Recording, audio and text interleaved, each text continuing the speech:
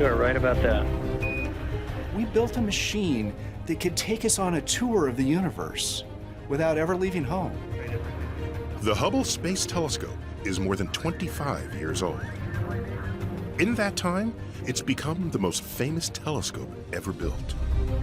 Hubble is a great example of the power of the human spirit to push the frontier of what can be known. But in the beginning, Hubble was a failure and a national embarrassment. I look back on this and wonder, how could I have been so stupid? This is the inside story of the telescope that nearly broke NASA, told by the people who designed and built it, those who risked their lives to repair it, and those who use it even now to amaze us. It's a reflection of what we could do when we were at the pinnacle of our capabilities to see the universe.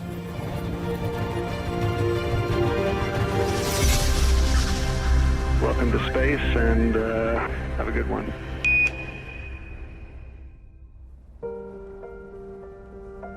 There's dramatically interesting things going on in the universe.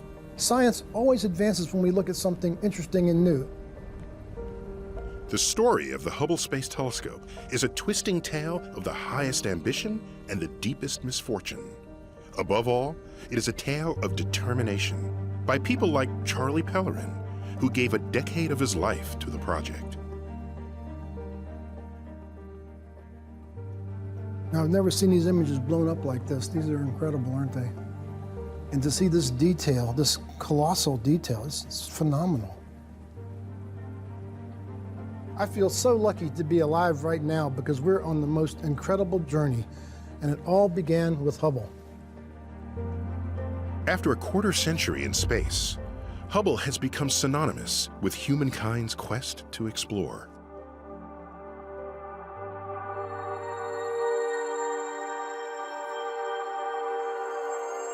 Named after the American cosmologist Edwin Hubble, the orbiting observatory is the largest ever launched, over 13 meters long and weighing in at over 12 tons. It's longer and heavier than a school bus, and yet it consumes no more power than an electric clothes dryer. Inside, a 2.4 meter wide mirror above Earth's atmosphere sees the dimmest detail from the farthest reaches of space. Before Hubble, images such as these simply didn't exist. The promise of a telescope in space was very exciting. What wonders would we discover? Such a leap in our capability to see so much deeper into space would confirm or refute our theories about the universe. The ambition for Hubble was extraordinary. To be able to see 100 times more detail, to be able to see objects that were far fainter than anything that we had ever been able to see before. Astrophysicist Lyman Spitzer proposes a space telescope in the 1940s. By the 1960s, NASA starts to plan an orbiting observatory. The concept is simple.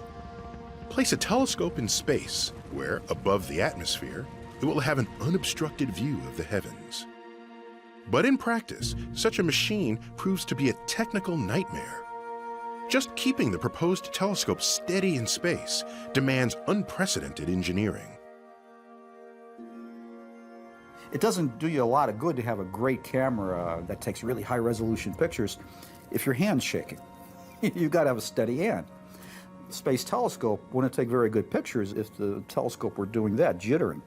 So the jitter spec on Hubble was 0.007 of an arc second. So let's put that in perspective. If you could point a laser beam with that accuracy and put that laser beam on top of the Washington Monument, you could fire a pulse of that laser all the way to New York City, 200 miles away, and hit a dime on the top of the Empire State Building. But not just hit the dime, keep the laser pointed at Roosevelt's head on the dime. That's what 0.007 arc seconds is. Much of the technical work is contracted to a company called Perkin-Elmer. Even their engineers think it's impossible. When I first saw the specifications for it, I said, wow, we can't do that. although we had a lot of experience, it felt like a giant step. And they said, it's impossible. And I said, well, it might be, but we're going to do it. Hubble's mirrors will also have to be of a precision no one has attempted before. To be the best mirrors in the world, they had to be the smoothest mirrors in the world. And to be the smoothest would demand an accuracy measured in millionths of an inch over the entire surface. Let's put that into an analogy. Well, let's say we ground down the Earth's surface, ground down all the hills and mountains to make it as smooth as the Hubble mirror. The largest mountain would be 4 inches. That's pretty smooth. Hubble's primary mirror is carved from a 1-ton block of glass and carefully polished smooth with a spinning abrasive pad, controlled for the first time by computers. It's a slow and very careful process because when you're taking the bumps off, you don't want to put a hole in it. After polishing sessions lasting for as long as 70 hours, the glass is measured in this chamber to see how close it comes to the desired shape. Perkin-Elmer soon realizes that the time required to make such a perfect mirror has been drastically underestimated. I can remember Bud and I getting calls in the middle of the night. We have to go up to the plant and take a look at what's going on. For long periods of time, I was there for 12 to 15 hours. And that was just the environment that you were working in. They were cutting the funds. They were putting undue pressure on the schedule. They weren't allowing verification activities to take place. At NASA, Charlie Pellerin will ultimately be responsible for the delivery of Hubble. You ask yourself, who's the trouble? And it's always Perkin-Elmer, because they're always doing the hardest part. And so the schooling that I had from all the other leadership in NASA was you go beat up the contractors. It was a difficult experience for everybody in Hubble. Was this just incompetence? No, I think it was the fact that this job was much harder than anybody had ever perceived it to be.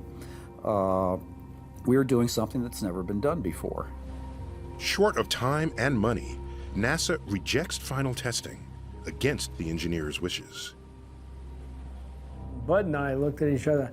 I stood up. I was about to smack somebody, and he put his arm on my shoulder.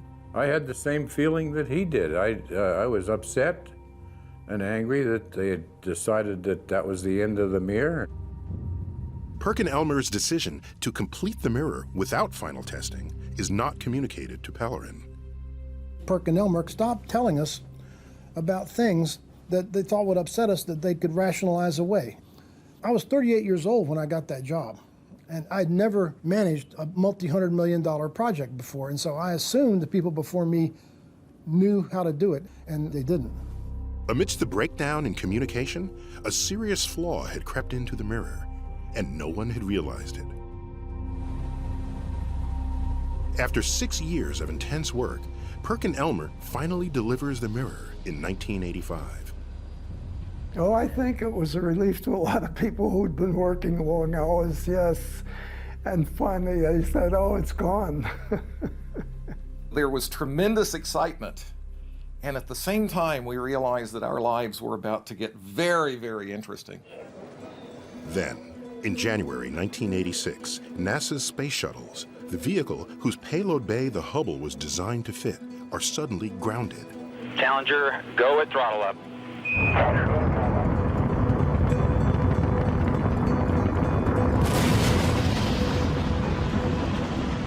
73 seconds after launch, Space Shuttle Challenger explodes, killing the crew of 7 astronauts.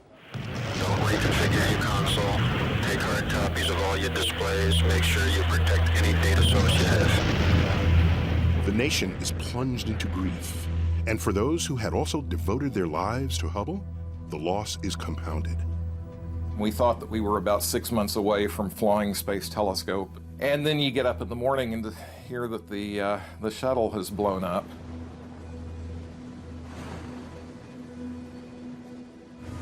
With shuttle launches halted indefinitely, Hubble's future is uncertain, but the team refuses to give up. You don't do something like Hubble unless you keep your eyes on the prize. And so the dream of Hubble never died.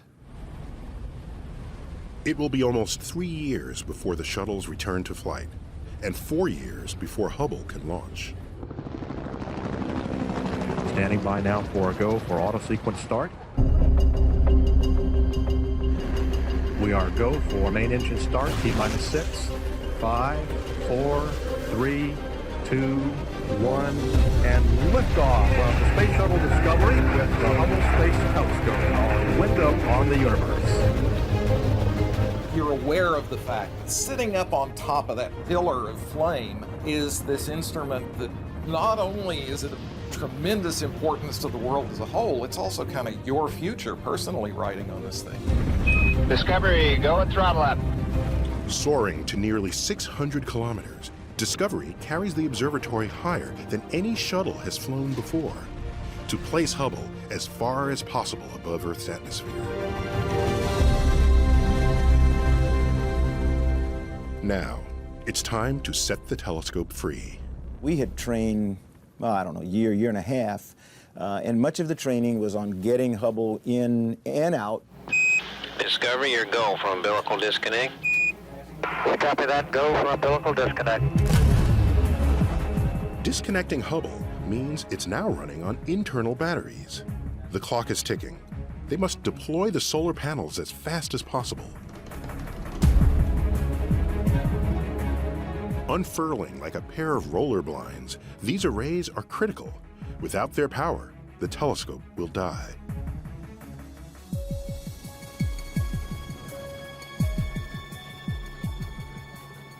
We sent the command, and the first solar array just came out perfectly, without a flaw.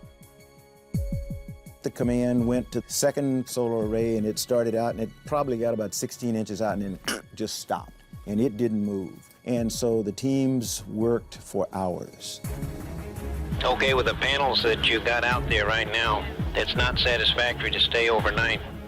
Story Musgrave is capsule communicator at Mission Control. For us at Mission Control, it was exceedingly difficult. The deployment of the solar arrays, and that's what we fought with. It was getting its power through the solar arrays. If the solar arrays weren't pointing at the sun, then all kinds of thoughts about losing the telescope before it even got off the end of the arm. Without the solar panels deployed, and with dwindling battery power, Mission Control needs to act fast. You know, you have these things, we're going to destroy Hubble, and it's not even out there yet. We only got so many batteries, and it's going to run out of power and die. I need answers now. Quickly, we got 4 minutes on this pass. 20 years of work and billions of dollars are at stake. They must find a way to release the stuck panel before time runs out.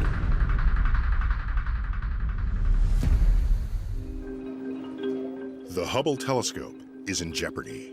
One of its solar panels will not unfurl. Discovery used. A sensor is saying the tension in the panel is too high. Discovery, go ahead. We think there may be some problem with the tension monitoring software. The sensors were perceiving a strain, and it prevented the motors from driving the solar panels out. NASA has to figure out how to turn off the faulty strain sensor in the solar panel. This was risky because the solar array would then start to try to deploy against this restriction, and it would rip itself to shreds. We need to get on with it. It's a gamble NASA is willing to take, to disable the sensor in the hope it will free the stuck panel. We're going to disable the tension monitoring. Go ahead and crank the thing out.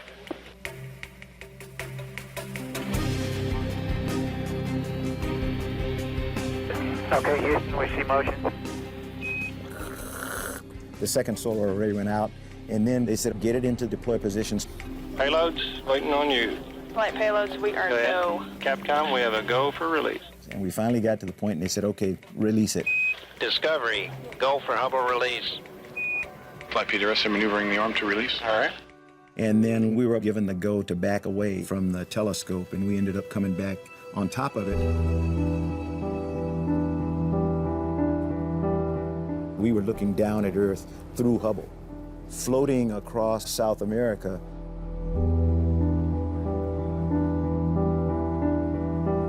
We watched it for the next couple of days, just as sort of a distant star out there, really bright. That's Hubble we're looking at, huh? Yes, sir. You still had this feeling this thing is really going to revolutionize the way we understand the universe. It was breathtaking, yeah. With Hubble finally in orbit, it's only now that the devastating truth about the mirror's flaw is discovered. They took the first image, they put the image up on the screen, and of course it was that point that we kind of looked at it and said, that's really not exactly what we were expecting to see. Senator Barbara Mikulski, who secures NASA's funding for the telescope, is horrified. We couldn't wait for those very first pictures to come back, and then my staff had to come in and say, it won't work. It's a major blow for everyone involved with Hubble, particularly those who devoted so many years of their lives to the project, like astronomer John Trauger. You could look at those first images, and a star image had a very sharp core, which was what we expected, but it also had a skirt, which we did not expect. Hubble's mirror has a serious defect. Rays of light hitting the edges of the mirror are focused in a different place from the rays hitting the center, resulting in blurry images. The telescope is all but useless. And on the 27th of June, 1990, they announce the bad news to the world. If this aberration was such a perfect textbook case, why wasn't it caught on the ground? My first reaction was that we didn't get a chance to make the final measurements. From that point of view, it was a big loss, yeah. All of a sudden, you start thinking back, boy, I tell you, we warned them that they had to do those verification tests. I look back on this and wonder, how could I have been so stupid? It was a leadership failure, and I was leader of the team. We made a terrible mistake in Hubble that I only saw it retrospectively. And somehow we got it in our mind that criticism motivates people to work harder. It doesn't. It would be dishonest of me to say this, the mood of the scientist is very happy right now. We're all frustrated, obviously. We feel right now that there's probably no real science that we can do with the wide field camera at this time. And I'll stop there. I put my life into it at that point, and you know, it was devastating. It was absolutely devastating. And remember, too, that was only 2 months from being on top of the world. Hubble became the symbol for failure on a colossal scale. That's quite a fall, and it's a fall that takes its toll. Even Barbara Mikulski turns on the telescope and those who've built it. They've had 10 years to put this together. They've spent $2.8 billion to be able to get it right, and now we find that the Hubble telescope's got a cataract. She's mad, and she's screaming with invectives and puts her finger in my chest. Charlie, you need to understand that this is a mess that's just got to go away. We're going to forget this nightmare ever happened. With dwindling support for Hubble, it looks like the dream of a telescope in space is over. It's 1990, and the Hubble Space Telescope is in crisis. Astronomer Chris Burrows plays a critical role in finding out exactly what's wrong with the mirror. It was very intense. I don't know that I left the office for some days on end. Ultimately, the data told us what was wrong with the mirror. It was still a perfect curve. It was off by a millionth of an inch or so at the edge, but it was enough to throw some of the light out of focus. The burning question is how to correct the flaw. I think we came up with something like 46 different ideas to fix it. Some of the wacky ideas were mine. So yes, I do remember some of them. What I wanted to do was put a corrector over the whole front of the telescope. There were all sorts of other ideas for astronauts to crawl down inside and try to coat the primary mirror with something and correct the problem that way. Lots and lots of ideas. Hubble has 5 main instruments, each of them able to access the faulty image from the mirror. One is called the Wide Field Planetary Camera, responsible for taking what should have been the most remarkable images of the universe ever seen. Designed to be replaceable from the outset, work has already begun on its successor, and the decision is taken to install it by flying a dedicated shuttle mission to repair Hubble. We had to build a camera that was fundamentally flawed. in exactly the same way that the Hubble was. There are 4 little mirrors in the optical system of the camera. They're about the size of an American nickel. If we put the opposite prescription curve on those mirrors, the two will cancel and we'll get a perfect image. But another solution needs to be found for the other instruments. The engineers come up with a set of mirrors that should correct the blurred image from the main mirror. The difficulty is how to fit them into the telescope. Hubble was built for modular instruments so that you could take a camera out and put a very sophisticated box about the size of a phone booth into the telescope to mechanically deploy this thing that's almost like a periscope out the top so that it could capture the light from Hubble, correct it, and put it into the existing cameras and spectrographs that were on board. It was very hard to position the corrector mirrors. Are we going to fix it perfectly wrong? Right? That was always in the back of our minds. As expectations of repairing Hubble grow, the rescue mission becomes more than just fixing a telescope. What you have to understand is that in NASA's mind, Hubble had a much bigger purpose than astronomy. Various reporters would say, well, you know, it's more than just the future of Hubble. It's the future, perhaps, the shuttle program. And one reporter would say, no, this is the future of the space agency. So to say that the pressure was high would be an understatement. To install the fixes, a team of astronauts begin training. Story Musgrave is the first to be recruited. He's been working with Hubble for 18 years, and there's no one more qualified to fly the mission. When I got the call to be the payload commander, I had a lot of planning to do, a lot of work to do. We hit stride. We just do what we got to do. We had a great team. My crew, they were a fabulous crew. It was one of the joys of my life. I've never worked with a team like that. I mean, it had people from contractors, industry, from universities, from NASA headquarters. Everybody just had one goal in mind: redemption. Finally, on the 2nd of December, 1993, Space Shuttle Endeavour is ready for its night launch to Hubble, carrying the new camera and other fixes to be installed on the telescope. It's almost like dawn. Everything lights up and it's just brilliant and loud. It was just a magical time there in the dark with all the people around. And the emotions running through your body were, you know, your whole career is riding in that space shuttle with Story Musgrave and all these people. Every one of us had put so much of our hearts and souls into that telescope.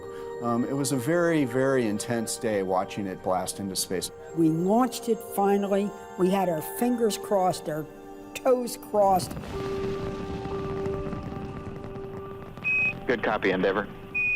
90 minutes later, it's just the very beginnings of twilight. We saw Hubble in the sky, about as bright as Mars is occasionally. And it was just awe-inspiring. But right behind it was another star, and it was the shuttle. Already chasing down Hubble. Just magical.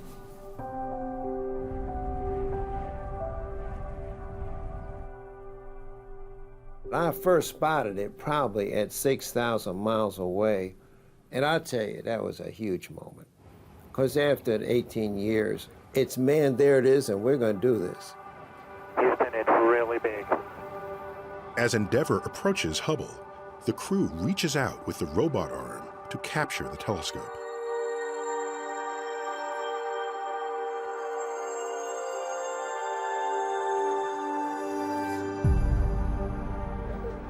Houston, Endeavour has a firm handshake with Mr. Hubble's telescope.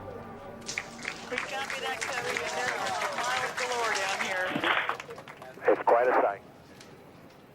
What would go wrong? We've never done a servicing mission. You know, maybe if we can get the Wide Field Planetary camera and nothing else, that would be something. With Hubble tethered, the astronauts brave the vacuum of space to begin servicing the telescope, installing the new camera. At the front is an extremely delicate mirror, the pick-off mirror. If you touch the mirror with your glove, it's done. It's gone. There will be no pictures. Pick off mirror there, and there's two tiny motors that size that run that mirror. You ding it, it's over. Okay. check your mechanisms cock story? I just cocked them, yes. I pushed on them. All right. Hey, Jeff.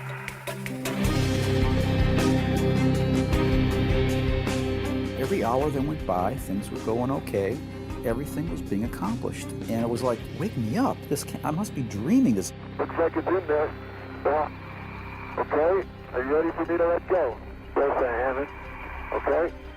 With the new camera safely installed, the rescue mission turns to the corrective optics device. Every other instrument on Hubble depends on it working perfectly. Suddenly, I'm looking at the screen, watching this instrument, this thing you've been working on so hard. It's game day. You never knew if there would be a problem. That was all in the astronauts' hands. 42 minutes. Oh, Covey. All right. And I just thought, what kind of people are we that we can build things like this that are just flying through space so far away, and yet they're just little robots that we've built to do our job. We have a good release. And we have to say that through your superb efforts, you have really shown that NASA can do all that we promised to do and more, and we very much appreciate it. Thanks. I have a real melancholy because my bird is gone. It's gone. It's 18 years that are gone. But has it worked? The team must wait until the first pictures come back to Earth. December 18th, 1993. A group of astronomers gather to find out if they've succeeded in fixing Hubble and saving NASA's reputation. I was one of, a dozen or so people in the room with Chris Burrows when the very first image after the fix came down.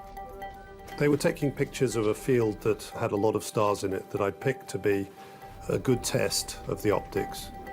We had this question of what would we do if it didn't work? Our name would be Mud. Say we'd move the family to Uruguay or something. What would we do? Where would we go? We had to get it right. And when you see that picture come up on the screen, and there's that sharp image of a star, it's just nailed it. Right there! About 10 or 20 seconds later, as the rest of the field came up, and we got fainter and fainter and fainter, and the field of view was just filled with little faint stars. People just went crazy. There was a spontaneous cheer that went up in the room. And champagne corks started getting popped, and it was like that. We knew we had fixed it. Sir, it may be a little premature, but I'll shake your hand. NASA is keen to share their good news with the world, and soon holds a press conference.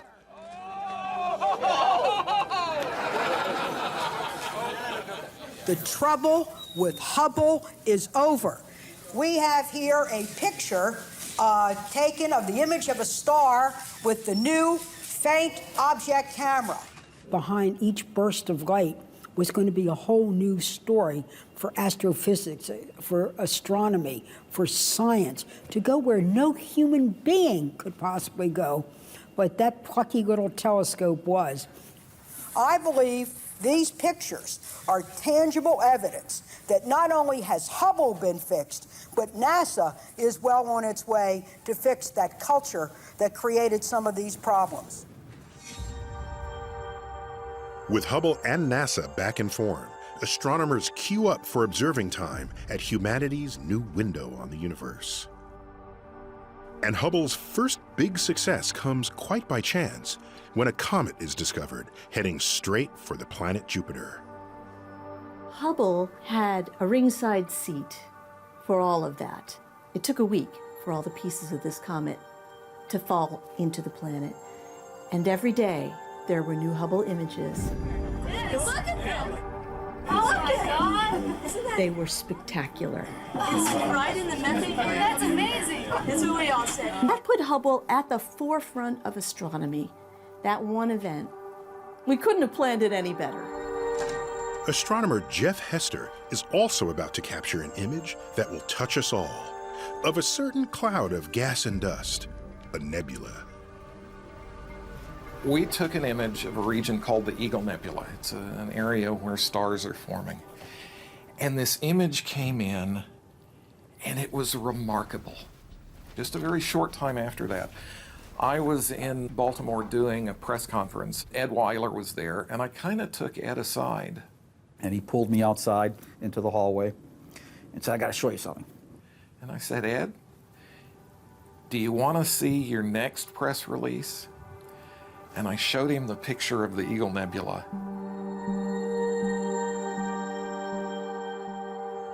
And I look at this thing, colors, clearly a gaseous nebula.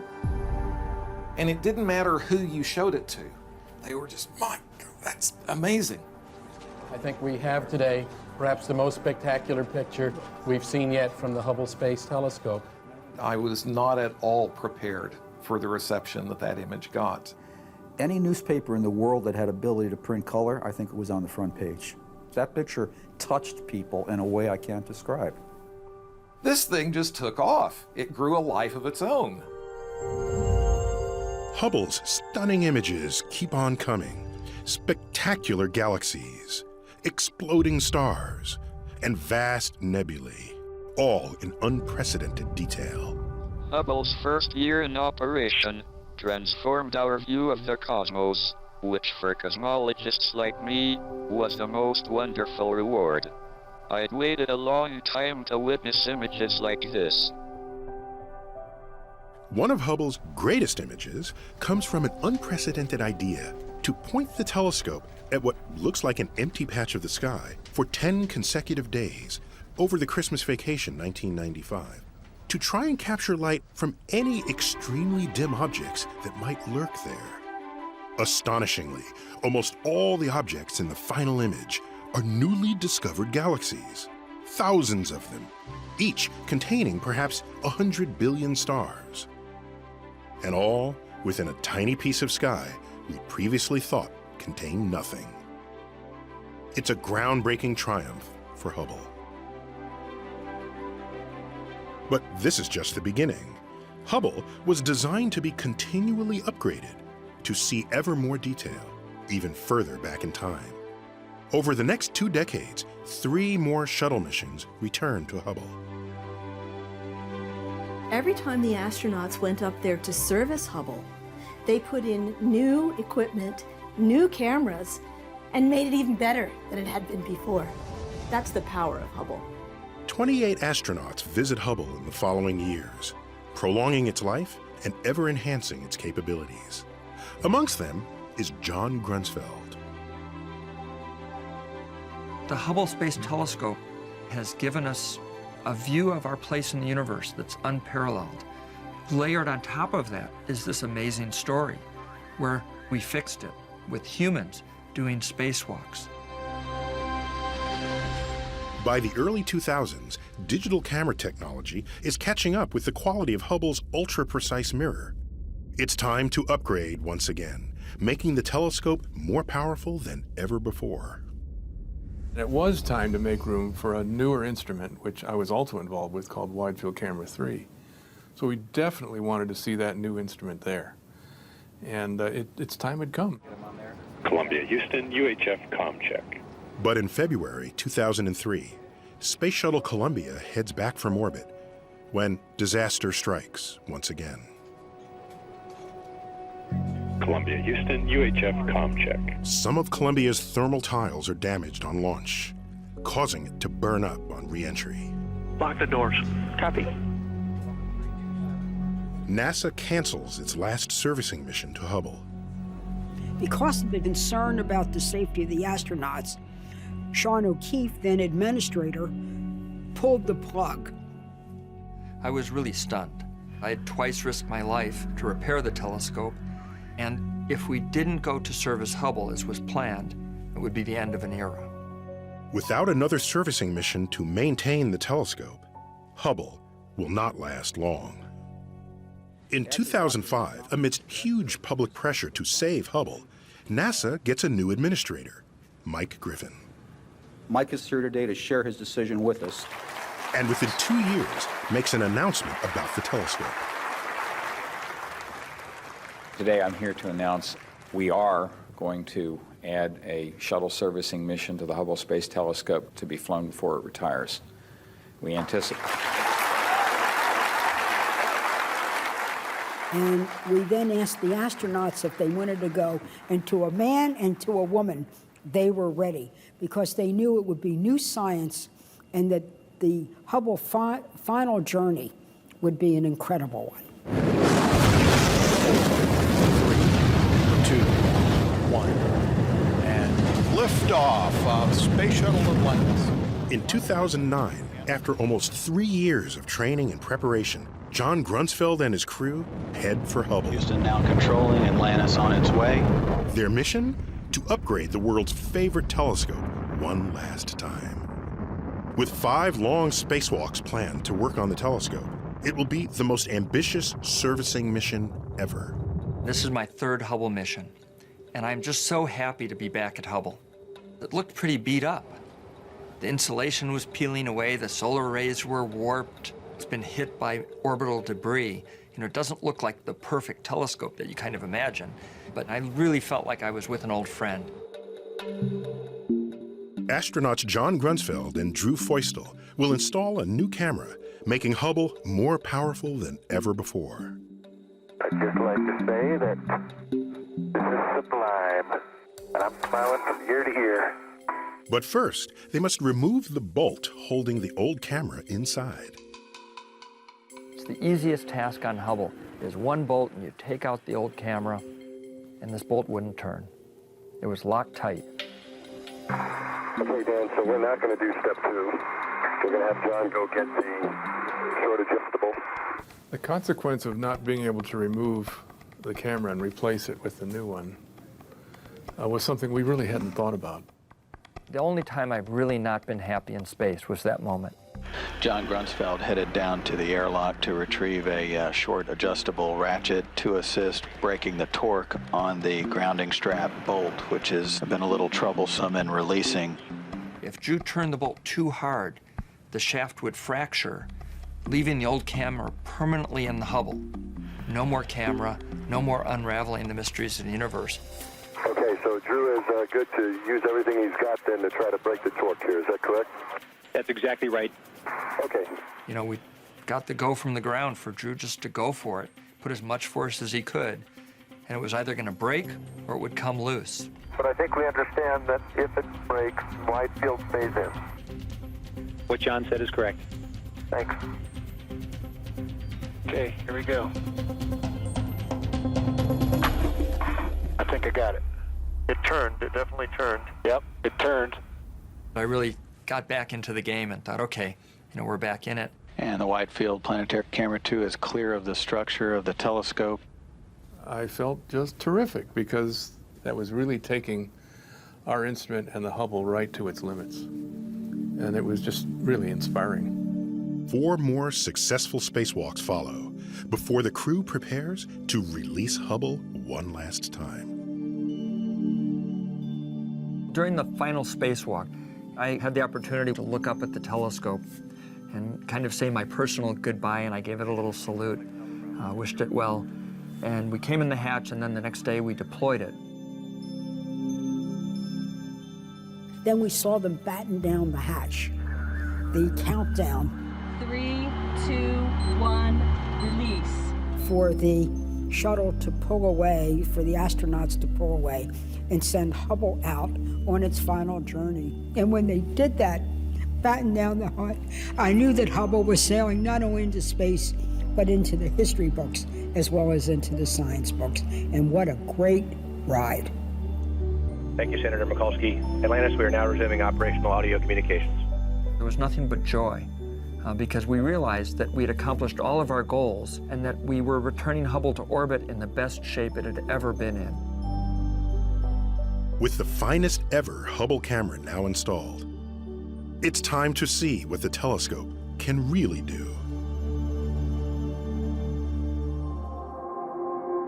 In the first 25 years of its extraordinary life, Hubble has captured some of the most significant pictures in human history. Amongst them are the iconic deep field images of a single tiny patch of sky, crammed with previously unseen distant galaxies. Armed with its new, vastly more powerful camera, Hubble points once more at the same patch of sky to discover what else lurks in the dark. As the image builds up, it reveals another 5,000 previously unseen galaxies, some of them over 13 billion light years away. This is the Hubble Extreme Deep Field Image, and it is our deepest and, to date, most profound view of the cosmos. Well, the first thing I'm noticing here is the pixelation and the noise. And that means we're operating at the limits of the telescope. And then these incredibly bright, standout galaxies. Charlie Pellerin sees the resulting image here for the first time on NASA's Hyperwall at the Goddard Space Flight Center. To find in a place where we thought there was nothing is filled with these very ancient galaxies emitting light from literally billions of years ago, this is astounding. In this one snapshot of the universe, Hubble reveals a breathtaking perspective on the true size of the cosmos. It's one of the most mind-expanding pictures ever taken. The extreme deep field is proof of the vastness of the cosmos. It is without boundaries. It doesn't have an edge. That is a rather humbling thought for a human being to have. Just stop and think about it. This is light that left billions of years ago, and it's now in our possession. We've seen it. The size of the universe has expanded hundreds and hundreds of times in just one sighting.